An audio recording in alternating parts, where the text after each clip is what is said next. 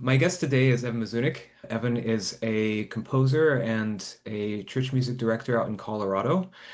Evan, tell us a little bit about yourself. How did you get into composing? I got into composing because I loved music, and it was actually as a songwriter in my bedroom at 16 writing sappy songs on the guitar, which will never see the light of day. But that really got me into composing. Jazz got me into composing in the moment. And then when I stepped into working with this choir, I realized I had this amazing palette of voices in front of me. So that really, as I've been working here at the church here in Denver, got me into composing four voices, which is just one of the most beautiful sounds to hear a group of people just sort of lock together in harmony. So that was really like my long journey to composing. But recently I've been really fascinated with what it means to create community. And the piece is a great way for a group of people to come together.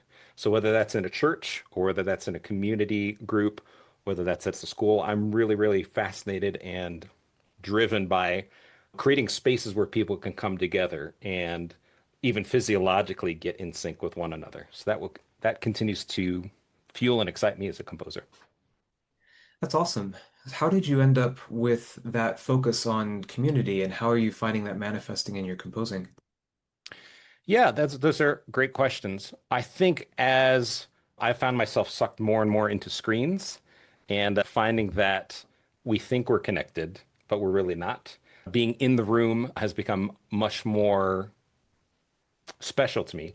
And especially after COVID, I think we're all still trying to realize the impact that had on us professionally, personally, relationally, and just to not take for granted what it means to be like eyeball to eyeball in a digital age, like breath next to breath, is really, I think, seems like more of a gift on this side of the pandemic.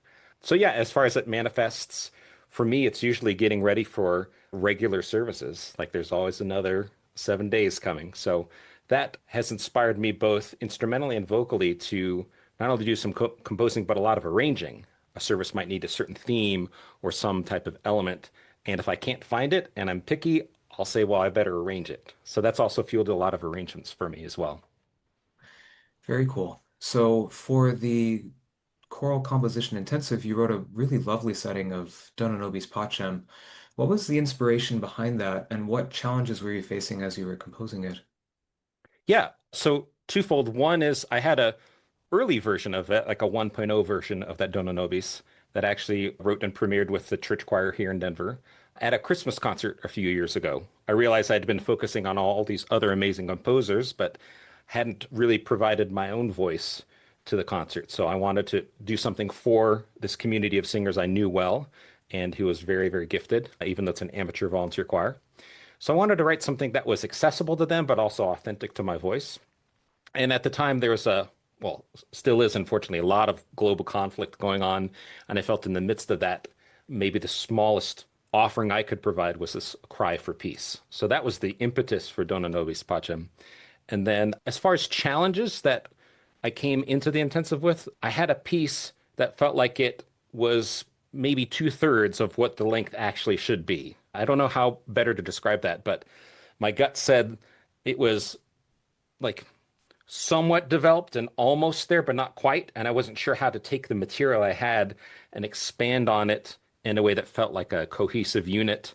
And I wasn't sure if it was singable by any other group besides the group I wrote it for. So those are the two questions I came into the intensive with. Okay, very cool. And so what tools or frameworks did you use in the intensive to help expand the piece and make sure that it was singable? The first one was just a willingness to set aside what is very precious to me, which was my music, and set aside my thinking about it, and just to come open and say, what do these experts that you bring in, having those guest experts come in, was invaluable, and just be, I guess, humble enough to listen and also confident enough to realize when their advice landed and how to translate it to something that worked for my voice and maybe what even to ignore. But I'd say the vast majority of the input I got was very, very, very helpful. So I think the first step was just an openness coming into those. And then another one was a willingness just to ask questions and not pretend I had all the answers and not worry about how I looked if I would ask something of clinicians or ask something in the process. So I think those are the I guess, the psychological tools that help me come in, but I can talk more about anything more concrete if you'd like. Yeah, no, what I think is really powerful about that though is, whenever we get feedback as composers, they're always a balancing act because like you mentioned, on the Mm, one hand, we have a vision of what we're trying to achieve. On the other hand, these clinicians or our teachers or whomever, we need to be somehow open enough to receive what it is that they want to give as well. right, right. And knowing how to listen not just with your ears, but with an open body and what resonates as true really, really helps. If something like lands for me in my gut, I go, oh, okay, they're seeing something in this piece that I was blind to or deaf to, but when they say it, it rings true. And if something seems like it might be great advice, but doesn't really ring true with my vision, learning how to find still the gold in their comments and translate it to what I want the piece to say. Yeah, no, it's really valuable skill, and I think it's cool that you're able to practice that in the choral composition intensive.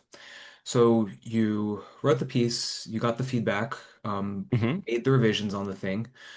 What did you find as a result? So eventually this piece got recorded by Brevitas. What were Yeah. the outcomes in terms of the recording? And then what did you learn in terms as a composer? Well, the outcome as far as the recording was just a beautiful finished product. So not only was the process of learning how to write for voice in a more effective way, because even though I studied composition, I'm in many ways just self-taught through accompanying, through listening, through trial and error, through seeing what works or doesn't work as I put stuff in front of a choir week after week.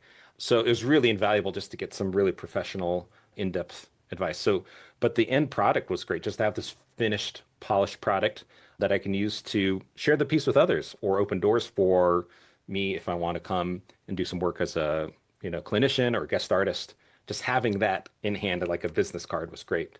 And I've already forgotten the second part of your question, so you're gonna have to like remind me as I'm riffing. Yeah, no worries. So we talked about the outcome in terms of the recording, and then also Right. what did you learn through the process? Yeah, through the process, I learned a couple things. One was just the confidence in my own voice. I would especially listening to the other composers and the beautiful complexity of their work, and I love complexity. This piece was much more, on the surface simple. On the page, it looked very, very quote unquote easy. And learning to not discount A, the power of that clarity and simplicity was a huge lesson for me. And B, also learning that there are still some nuances of interpretation that a really skilled group can draw out. So even though I wrote it for an amateur choir, which is very talented, just to hear a professional choir take that to the next level was great. So learning that there's like levels of interpretation in the work I provide. And then also just learning simple technical things and your amazing feedback and support and help with like engraving, just on a very practical boots on the ground, thinking about a page turn or thinking about, the size of a system or little things like that that can make or break, especially in the heat of a recording situation and limited rehearsal time, which many composers face on new works, learning how to make things just as clear and direct as possible on the page so there's no obstacle to like your vision being executed and the sound you want coming out. For me, that was one of the things that again stood out about your piece is that part of it was very effective. We were there in Los Angeles recording the piece, and there were, as you mentioned, there were five or six other composers. And we did your piece at the end of the day, a lot of other complicated music, a lot of other really physically challenging music. And we get to your piece, and because of the simplicity and because of the clarity with which it was laid out, it just sang itself. At least that was the Mm. impression that I had, and it was just a very nice, lovely way to wrap up the day in this gentle, easier to sing kind of way. Thank you. You're welcome. So you've since released this onto Bandcamp. Tell Yep. us a little about that process and kind of what you're hoping for from there. I've released the need for a piece of music to pay for itself and more viewed my recording again as like business cards or calling cards to open doors to collaborations, to teaching opportunities. I mean, I love sync placements, although I don't think this song might necessarily lend itself to a lot of films, but you never know. But viewing music, A, as a gift and just excited to share it with people and not just have it live here in the walls of our choir room or rehearsal room here, but also to share it with the world, just existentially is really satisfying.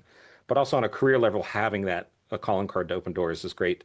So I've shared it on Bandcamp with my subscribers. It's available right now to listen to and stream for free. And also, I'd love just to see that open up some more opportunities, either for commissions or for sharing this work and performing this work. So many times, composers can put just their heart and soul into a piece and they see it get performed once or twice. But to have a piece get continued performances is really, really a lovely next phase for a piece. So, those are all things I'd love to see happen. Awesome. Very cool. So, what are you working on now that you finished this piece, you've released it? What's next for you? Right. What's immediately next is actually an arrangement of an unused day by Rufus Wainwright that I arranged for SATB Voices. So it's a solo piece he does just amazingly as a singer with an orchestral background. And I was so inspired and moved by this, I arranged it for SATB, and we actually sang it at a Good Friday service this year. And I just heard the live recording of it, and it was more impressive than I thought it would be. Sometimes I could be my own worst critic. So I'm looking to clean that up, get that mastered, and then we'll probably release that again on Bandcamp to my subscribers and just continue to see what that yields. But that's what's next in the queue. That's awesome. That's very cool. Last question. So you participated in this choral composition intensive from beginning to end. You're now starting to, take the things that you've learned and apply them even to these new arrangements. Who would you recommend the choral composition intensive to? Anyone who is open to continually developing their skills and has some music for choirs that they want to see out in the world. So it could be someone from a church background. It could also be someone from just a freelance background. It could be someone working in a school. But I think there's so many opportunities for people to get their music out there. And I really think the world needs people's individual voices. So it's easy to discount one's own voice when you're a perfectionist, but it's so valuable and the world and your community needs it. So that's my charge to whoever's listening. Just give it a shot because you're going to learn so much. Awesome. Well, thanks so much, Evan. Do you have any Sure. final thoughts or comments for us before we go? No. Well, yes. It's simply thank you. This has been just such a pleasure and immensely valuable and gratifying. So thank you. You're welcome. Thanks again for recapping the experience with us. You're welcome. Thanks.